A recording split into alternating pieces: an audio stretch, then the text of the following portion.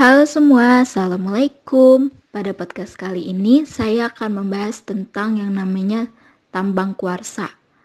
Nah, kebetulan banget nih, saya nggak sendiri dalam membahas ini. Saya bersama dengan rekan saya yaitu Adirian Pangestu. Kita akan berdiskusi mulai dari pengertiannya, apa sih itu kuarsa, terus kegunaannya untuk apa, potensinya seperti apa, lalu dampak apa sih yang bakal ditimbulkan dari pertambangan kuarsa ini. Nah, langsung aja ya kita mulai. Sekarang apa sih sebenarnya itu kuarsa dan bagaimana kegunaannya? Nah, secara umum bahwa pasir silika ini kan merupakan salah satu mineral yang ditemukan di kerak kontinen bumi. Nah, mineral ini tuh memiliki struktur kristal heksagonal yang terbuat dari silika trigonal yang terkristalisasi dengan skala kekerasan 7, dan dalam kegiatan industrinya penggunaan pasir silika ini atau kuarsa itu sudah sangat berkembang sangat luas, baik sebagai bahan baku utama ataupun bahan baku ikutan. Nah, kalau untuk bahan baku utama itu sendiri, misalnya seperti digunakan sebagai gelas kaca, industri gelas kaca. Lalu ada yang namanya industri semen, dan kemudian ada yang namanya industri keramik. Dan juga jika dalam bahan baku ikutan, pasir kuarsa ini digunakan sebagai bahan untuk bata tahan api dan juga untuk kayak semacam filter air pun dia digunakan gitu menggunakan kuarsa. Dan kalau menurut rekan saya Adirian Pangestu Jadi bagaimana? gelas itu yang bahan-bahan yang licin itu kayak gelas terus porselen itu ya wastafel itu kan ada yang licin gitu kan. Itu dibikinnya dari pasir silika berarti ya gitu. Jadi pasir-pasir silikanya diolah supaya bisa jadi porselen, bisa jadi gelas kayak gitu kan. Tapi kalau buat silika sendiri itu kan gelas itu kan banyak ya, porselen kan setiap kamar mandi, setiap rumah itu kan pasti butuh dong keramik segala macem. Tapi emang banyak ya di Indonesia Nah pasir iya, jadi silika kalau itu. untuk potensi silika di Indonesia sendiri itu kalau menurut data ISDM ya, kita ngelihatnya, nah itu sekitar 17 miliar ton dan bahan baku silika ini tuh tersebar hampir seluruh wilayah Indonesia. Contohnya kayak batuan kuarsit. Itu kita dapat temuin tuh di Lampung karena itu memiliki kualitas yang sangat bagus. Kalau untuk dari bentuk pasirnya, kita bisa lihat di daerah Tuban juga memiliki kualitas yang sangat bagus. Nah, kalau untuk keperluan keramik, kita bisa lihat di daerah Sumatera Utara. Nah, itu dijual untuk berbagai keperluan juga. Nah, untuk Indonesia sendiri pun memiliki potensi bahan baku silika yang sangat luar biasa dan kita bisa melihat bahwasannya memenuhi syarat untuk membuat keperluan sel surya juga.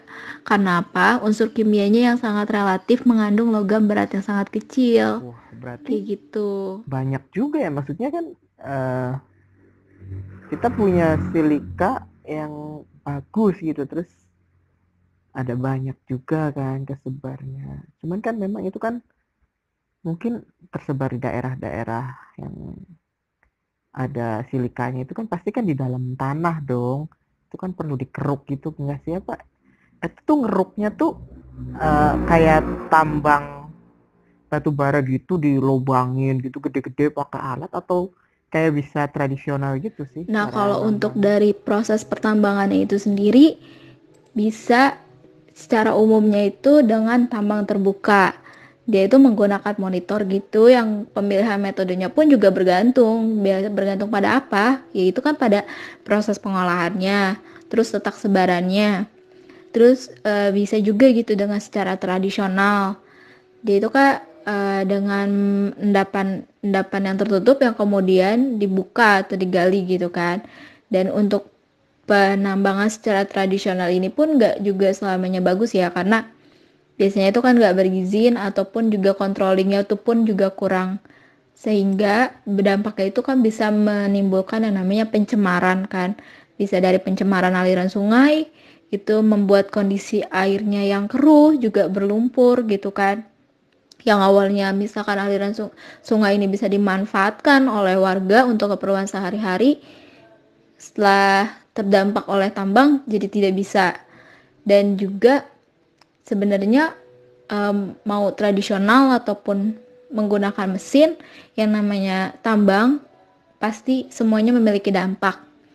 Antara lainnya ya bisa aja kita lihat dari terganggunya kesuburan tanah juga karena akibat penggerukan dari tambang terbuka itu salah satunya. Juga adanya pembelokan air karena berada di dekat daerah aliran sungai sehingga terjadi yang namanya juga sedimentasi. Kita juga bisa lihat dari dampak pertambangan ini bisa menimbulkan genangan-genangan atau kolam-kolam tambang yang tidak ditimbun, yang harusnya bisa ditimbun dengan melakukan reklamasi juga, tapi jika tidak ditimbun, ya itu kan akan menimbulkan genangan-genangan atau kolam juga kan. Terus untuk masyarakat sendiri pun juga apa ya, dari debu-debu hasil debu-debu tambangnya itu bisa menyebabkan penyakit gitu, penyakit pernapasan atau gangguan kesehatan gitu kan bagi masyarakat sekitar tambang. Kayak gitu, seperti Oh, itu. jadi gitu ya. Tambang kuarsa itu ternyata punya dampak juga ya ke masyarakat dan ke lingkungan, walaupun pasir silika itu juga punya andil yang cukup bagus gitu buat perekonomian. Tapi memang mungkin ada plus minusnya juga ya terkait pertambangan ini. Selain juga manfaatnya, juga dia punya dampak juga ke lingkungan. Mungkin kita harus lebih arif dan bijaksana lagi dalam pengolahan lingkungan kita. Oke, teman-teman, begitu mungkin penjelasan dari Kak Ayu terkait dengan Terima pasir kasih silika untuk ini. Kak Ayu penjelasannya yang cukup menarik juga ya, karena mungkin teman-teman kita belum pada mengerti terkait dengan pasir silika ini ya, nggak sefamiliar emas, tapi ternyata dia juga punya fungsi yang cukup banyak. Makasih Kak Ayu. Baik Adi, terima kasih atas juga sudah mau penjelasannya. diajak untuk berdiskusi dalam podcast saya. Saya semoga kedepannya kita bisa lebih intens lagi ya sharing-sharing tentang banyak hal itu mengenai tambang ataupun sebagainya. Dan untuk teman-teman semua yang mendengarkan podcast saya, semoga podcast saya ini bermanfaat.